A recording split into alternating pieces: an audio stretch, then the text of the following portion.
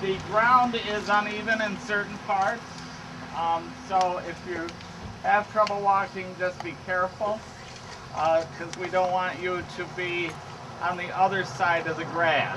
Okay, so stay on this side of the grass as far as that goes. Many of the people I'm going to talk about are people that I've shared my life with and I have memories of, some of which I can tell you their stories, some of which I have to keep to myself until I depart this world. Some of them are hearsay stories that I've shared with people, and it's a lot of fun to reminisce. And when I was a youngster, we were taught that you should not walk on anyone's grave because they might reach up and grab your ankle. And we were told that so we wouldn't walk on anyone's grave. But if anyone grabs your ankle, please let us know. First grave we're going to is Dr. Moulton. Dr. Moulton was a doctor here in probably the late 40s, early 50s, possibly into the late 50s. Dr. Moulton was considered a wonderful doctor. He was a family doctor who everyone just loved and they confided in and they trusted their life to. He isn't quite the legend that his wife Nellie Moulton was. Nellie Moulton walked tall and carried a big stick. And Nellie always walked ahead of Dr. Moulton and made sure the path was cleared so that the honored Dr. Moulton could come through and do his work. But everyone loved Dr. Moulton and did anything that he told them to do. I have a friend who he told one time, you shouldn't get in the sun, and I don't think she ever saw sunlight again the rest of her life. She just always wore a hat or scarf or whatever and never was out in the sun. So Dr. Moulton kept candor alive for many years as far as that goes. He was followed by Dr. Jakes and his wife, Dr. Hildegard Mahler. Many of you may remember Dr. Jakes. He had several legends too. I won't speak of those legends right now. They go before me, okay? But Dr. Jakes and his wife was Dr. Hildegard Mahler. They lived in a house on Kinney Street. I think it was the second house down on the right behind the library was where Dr. Jakes lived. And all the kids were scared to death of Dr. Jakes. This is George Coles and Madeline Coles. They were, he owned a lot of different properties in town, and he would, if people were having financial struggles, he would often give them a mortgage, and sometimes they couldn't continue on, so he ended up with many different properties, and he owned a farm up the Ithaca Road, partway up, about a mile up the Ithaca Road is where he was. His son was one of my roommates in college for a semester. I won't go into that either. Madeline was a teacher, and she taught school, I believe, in Targa Center maybe, or Wego. And so they were pillars of the community at one point, and good people.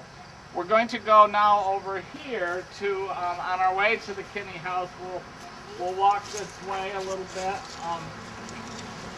over here, around 112 years, and taught many of you probably, but she went by the nickname Pug, he went by the nickname Buck. Bucky was, his sister was married to my uncle, who we'll talk about a little bit later on, my uncle who was killed in World War II. Bucky had a special place in my heart. I was at a point where I was going to have to quit college because I had no money to continue, and he loaned me the $75 I needed to continue college. And he made sure I paid him back because that was part of being responsible. One of my first memories of Bucky was he worked at Johnny's store, and I was in there, and Bucky come in, and he had to go to the bathroom real bad, and he says, Where's the box? Where's the box? This cat's got to go. So that's what I remember about Bucky. Also, Bucky, and we're going to stop at Tom Brewer's grave for a minute.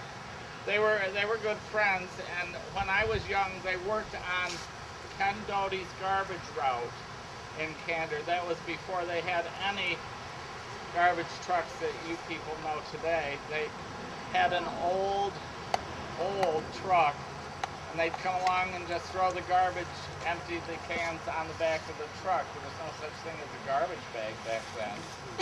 And they were rugged people. And often they would grab us by the seat of the pants and threaten to throw us up on the truck. And they'd even swing us up there, but they wouldn't let us go. They'd bring us back down. But that was back in the days when you could have your garbage taken away for a quarter. A quarter. Wow. It's a little more now. Okay. All right, let's go. Let's see. So funny about his father was Charlie Brewer, who I think at one point was the town supervisor or highway superintendent. And he was head of the Board of Education for many years. Tom was a rugged man who also worked on the garbage route. Tom is one of my examples of how you can get out of Candor through education. He started late in life, his education, and he ended up getting a doctorate and was a professor at Penn State. And so he really showed us that you can go from the farm to the city, okay? And he was a great guy, and his wife Lillian, I think, is still living. And so Tom was a great guy. I'm not going to walk over the Kinney Monument because we can see it from here. Nowadays, I have a feeling that monument would probably cost hundreds of thousands of dollars. The wonderful story of that is when I was a funeral director here, Elton Ahart was the caretaker of the cemetery, so he told me a lot of the dirt, not the dirt that was on people, but the dirt about people. When he was a youngster, that monument was put in. They delivered the roof of that monument all in one piece by train. It was unloaded down where Quick's Concrete across from the laundromat is. That used to be the creamery. And that was unloaded from the train, and it was brought here by teams of horses being rolled on logs all the way up Main Street, then up Owego Street. Then they built a ramp of dirt and they had the rest of it built, and they put that in place with teams of horses and many people as far as that goes. I think there's 6 residents in there. We aren't sure, but I think there's 6 residents, and there's place for a couple others, I guess. The wonderful story I have about the Kinneys is they used to own a store in town, and they would help the senior class go to a senior trip. When I graduated from high school, the speaker for the 50-year class was a woman by the name of Ida Wilson, Ida Jordan Wilson.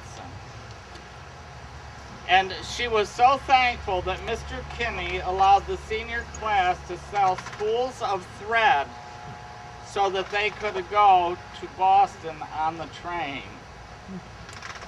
And she proceeded to tell us about her trip to Boston for 42 minutes. I know that because my friend Corrine and I sat at our senior banquet counting the minutes till she was done. And it went something like this. We boarded the train at the depot here in Candor, switched to another train in Owego, and then we went over the mountains and down through the valleys, and over the mountains and down through the valleys, and we arrived in Appalachian. And we went over the mountains and down through the valleys all the way, and I mean all the way to Boston, and all the way back. Now, if you can make it to Boston and back in 42 minutes, more power to you. Ida wrote a book called The Hills of Ida, and I do have a copy of that book. It's called The Hills of Ida, and I think there's a copy in the library. It's gone. Not the one I have, but her husband and her were not real compatible, and when she died, she was cremated, and he put all her books in the side yard, threw her ashes on the top, and burned the book. Then he came down. She had a monument in the back of the cemetery, the very back row of the cemetery, and he took the monument and resold it to the monument company, so she doesn't have a marked grave. But that's about the Hills of Ida. She was a cousin to me, a distant cousin to me. Yeah. Her mother and father were my grandfather's brother. So, now we're going over to who always wore his uniform. Roger Townsend. Patrol car, and generally was trying to catch the Pumpelly boys. Mike, George, and Chuck Pumpelly were wayward youth who tormented Jake Haig terribly. Jake's Roman Catholic, so he's buried at St. Pat's in Owego with his wife Jenny. But Roger took over for Jake, and Roger was a great big guy. Going back to Jake for a moment, my junior play, Wait Until Dark was the name of it, and I was the police officer. I weighed about 122 pounds, just about Jake's size, and so I went and asked Jake if I could borrow his uniform, and he loaned it to me. In the 1968 yearbooks, a picture of me wearing Jake Haig's uniform. To show you how times have changed, Jake gave me the full uniform, including his service revolver, and I wore it in the play. Nowadays, you wouldn't get to wear the service revolver, let alone give you ammunition for it. But Jake gave me the full uniform, and it fit perfectly. So that's why I went on to become a deputy for Tioga County, because of my inspiration with Jake Haig. No, that's not right. Roger Townsend was one that always tried to give people a break. And there's many times that he would escort people home that needed to be escorted home. I've had that happen in my own family, but for many years on Halloween night at midnight, the church bell would ring at St. Mark's Episcopal Church. And whoever did it would have it set up so the back door was open to the church. They could run out the back door, jump across Mary Silvestro's fence, and be on Foundry Street and hide among the trick-or-treaters. At that hour, it was just trickers. So, after 6 years, Roger got wise to that, and the bell started to ring, and the lookout at the church front door said, "Oh my God, we gotta get out of here, the cops are here." We couldn't go out the front door because he was already coming out the front door. Oh, we? Anyway, I was there with Jenny Redsicker Bennett, Ed Bennett's wife, and a gal from Spencer. And so I said, we'll hide in the pipe organ. So we went in the pipe organ, and Jenny's holding on the doorknob, pulling one way, and Roger's pulling on the other. And he says, "You're not going to be able to stay in there forever. You might as well come out." So we come out, and Roger said, "Okay, see me at 7 o'clock in the morning at my house." Well, we were convinced we would spend probably 7 to 10 days in jail. So we went to his house at 7, and his wife Dorothy, who later became one of my gals that answered phone for the funeral home, she says, "What are you doing here?"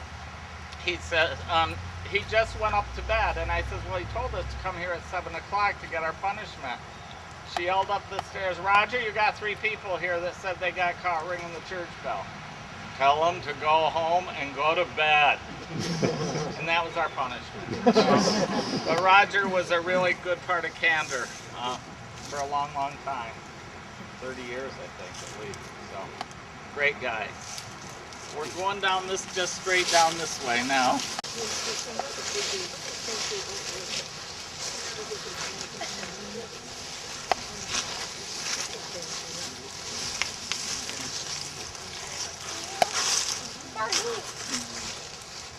This grave here is the grave of Roy Stickle. He was killed in the summer of 71. I think it was July 29th of 71. He had been with some friends up to the North 40 in Ithaca, which some of you older people may know. That was a wonderful dance club in the late 60s, early 70s. And Roy hit a bridge coming down Route 34 right by Stewart Park, that bridge where it goes up the hill. He hit that and was killed. He was the first funeral that my brother had to go to, and it was my brother's best friend, and 2 months later our mother died, so he had to go through our mother's death. Roy's parents, John and Peggy Stickle, and John owned the dry cleaners for 100 years here in Candor. And for those that remember, whenever you walked by the dry cleaners, once in a while they'd release this big thing of steam, and it was almost always when you walked by and it'd scare you right to death. I found out that John figured out how to do that when we walked by. So Peggy was the librarian for 100 years at Candor, a library. And the younger kids, she never really smiled too much. And so a lot of the kids nicknamed her Peggy Picklepuss. But she was a good gal. This is Phyllis and her son Jimmy Ferris. Phyllis was a first cousin of mine. Her mother and my father were brother and sister. Jimmy was killed in a motorcycle accident out in Kansas. And he was a member of a motorcycle gang. And he was a brat from the time he was 3 years old till he died. And we went to his funeral, and they had a minister who also worked at the school as a school bus driver. And he says, I came to, and he would always get crying, trying to get everybody else crying, the minister would. And we knew Jimmy because we were his cousin, and we knew what a wild child he was. And the minister says, well, he says, and he started crying, he says, I've known Jimmy since I came here to the school district in 1961, and he was one of the most upstanding citizens that ever walked the halls of Candor Central School. So I said to my sister, we're at the wrong funeral, we have to get out of here. And it was the same minister that was doing a funeral a little while later that I was at, and it was an older couple, and he got really into a preaching mood, and 20 minutes into it, the widower stood up and says, hey buddy, you're gonna have to wrap it up pretty soon. You got me so nervous I could fly right around this room. And so he called it quits real quick.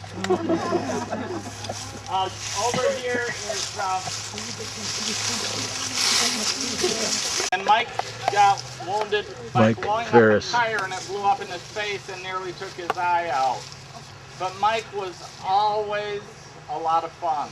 And I remember going on ambulances runs with him. When I was driving the ambulance, we'd pull in under the catwalk across as we went to the emergency room at Tioga General, and he hit the side of the truck and made me think that I had took the top of the ambulance off. And we were taking Winston Ives, who lived where the hairdresser lives on the corner of by the Pro-Mart there, and that was the Ives house, and he was about 6'6", I think, tall, and he weighed probably 12 pounds. And so we were putting him in the back of the ambulance, and Mike says to him, Winston, we're going to have to cut part of your legs off because we can't get the doors closed. And I think Winston believed him. That but Mike was a real good egg and loved, very loved by the community as far as that goes. Okay, we're going right over here. Over here is the Craig family. Here is the Strong family. Renee, Craig, and Piney Strong were sisters, and another sister, Barbara, Estelle was the other sister. And I was very much a part of their family. They made me welcome into their family, and I was very much a part of the family. Some of you remember Piney. She was about 4'11", and she was a substitute teacher for 110 years at Candor Central School, and everyone obeyed Piney. You had no choice in the matter. And she told her niece, Corrine, which was my sidekick, in school, I'm Mrs. Strong, not Aunt Piney. And she made sure everyone knew that. So Piney's there, and some of her offspring, and her husband, Sam, and Hoot, and Donnie, and the Craig family is there. This is Harold Strong here. Harold's wife, Clara, was a school teacher at Candor before my time. I remember her, but I never went to school. Did anyone go to school to Clara Strong? Anyone want to admit to age? Harold lived on the corner where the car wash is. And he always had a wonderful vocabulary that wasn't always for children. And Corrine and I were going up to the Strong farm on the hill to get milk one night. In Harold's car, he had an old blue Ford, I think it was, and it was across the wrong side of the road, and it was tipped down, and the front wheel had come off, and Harold's legs were out from under the car. And I said, oh my God, Harold's had a problem, and the car's fallen on him, and we better stop. So Corrine stopped, and we got out, and I yelled, Harold, Harold, are you all right? No answer, and so I was sure he was dead. Harold, Harold, you all right? Yes, this goddamn thing, the wheel come right off the goddamn thing. And so we dragged him out from under the car and went and got Hoot and got the car towed out from the ditch and got a new wheel on it. And the one good thing about what was called the Ford, we called the Blueberry, and he would always get his cow feed on the front bumper and drive it like a truck with the cow feed on the front bumper from the feed store. So we always knew it was Harold because it had a 50-pound bag of, or 100-pound bag of feed on the front bumper. So, and Piney was well known for her endearing moments with the telephone line that was the party line, it was called.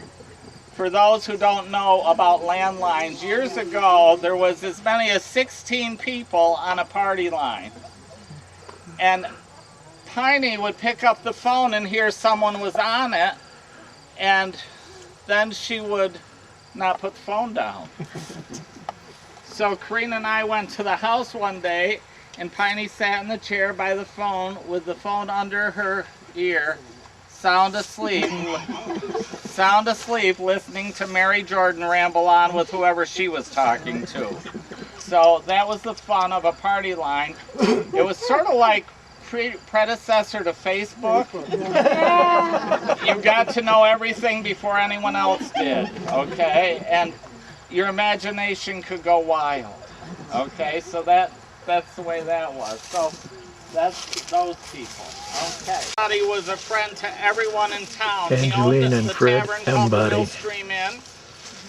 He established the Millstream Inn in 1939, and it was there was a motto on the menu called "A place where old friends meet," and that's really what it was. It was a place where old friends meet. Angeline was his wife, who ran the place, and I mean ran the place. He was very easygoing, would loan anyone money, unless Angeline found out about it. Her nickname was Chi-Chi. And at 1 o'clock in the morning, when the ABC law said you had to close at 1, she wanted to get out of there, so there was an old piano, and the only song she could play on the piano was Good Night Ladies. And when Angeline come out and played Good Night Ladies, you best finish your beer and be out of there within 30 to 45 seconds, or you'd be asked to leave. And behind them is Marie Ahart and Ralph Ahart. Ralph was a bartender for many years at the Millstream Inn, and he died in his late 50s of brain disease, and Marie and Ralph were Jerry Ahart's parents, and they lived next door to me. And one time I was at their house on the corner of Humiston Street, and she had a lot of Italian people had grape arbors, and she had a grape arbor, and Jerry had me pick some green grapes. They weren't ripe yet, and I ate some just to see what they'd taste like. And we sat on the back porch, and Marie was inside cooking, and Jerry says to his mother, "Ma, if you eat green grapes, do you get sick?" After he had fed me green grapes. "Do you get sick?" "Sometimes. Sometimes, Ma, when you get sick, do you die?" "Well, sometimes. Sometimes you do." He looked right at me and says, "You're gonna die."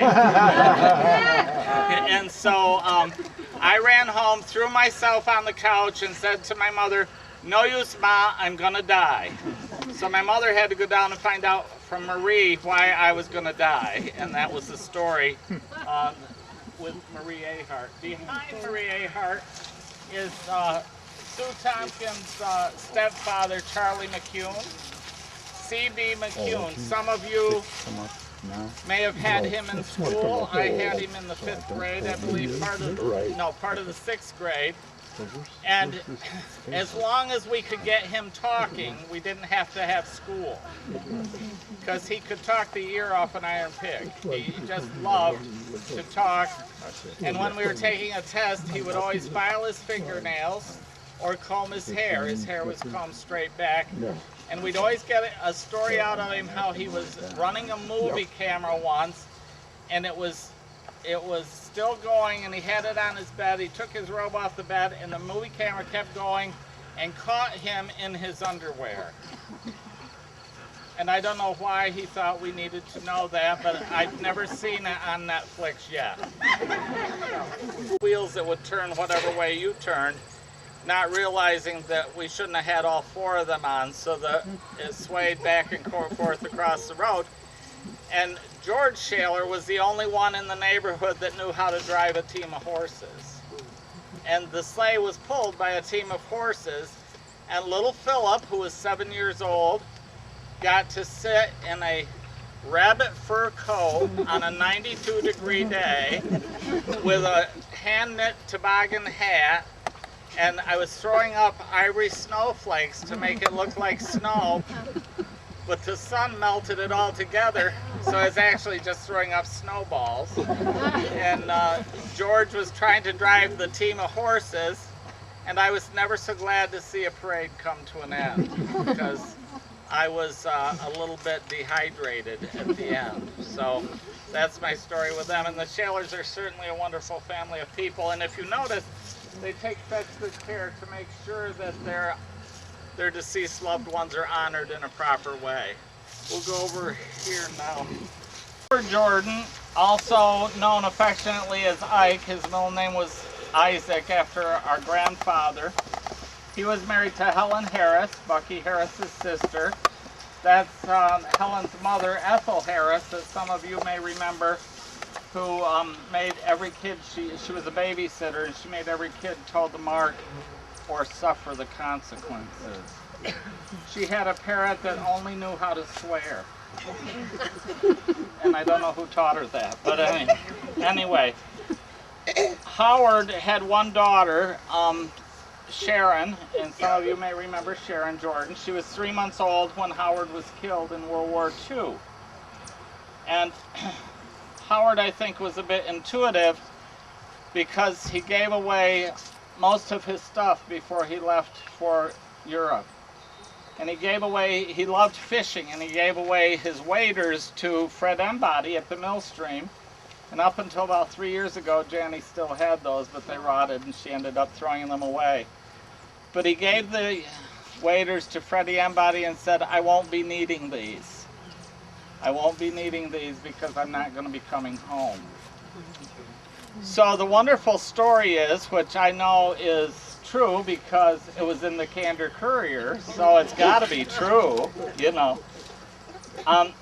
He was killed in 1944, and my Aunt Helen brought his body back from the cemetery in France 5 years later.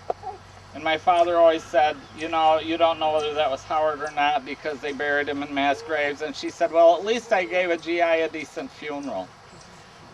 But the interesting story about Howard and my father, they were best of friends, very best of friends, as well as older brother, kid brother. There was like 15 years difference in their age. And Howard really respected my father. And my father was on the 5th wave at Omaha Beach, which was the bloodiest battle in World War II in Europe. And my father suffered immensely by that war. But Howard, they hadn't been in touch for months. They didn't know where each other was. Back then there was no cell phones, of course, and the letters often didn't catch up with people. And so they had no idea where each other was. The night before they shipped out to Normandy at the Omaha Beach, my father was in a pub having a beer, and it was just like a Humphrey Bogart movie. He looked down at the end of the bar and he says, God, that looks like my brother. And so he walked down around the bar, and sure enough, it was his brother, and they hadn't seen each other in probably, I think they said, around 9 months. And the next day they shipped out, and 2 months, almost to the day, Howard was killed. And so they got to see each other by divine interventions.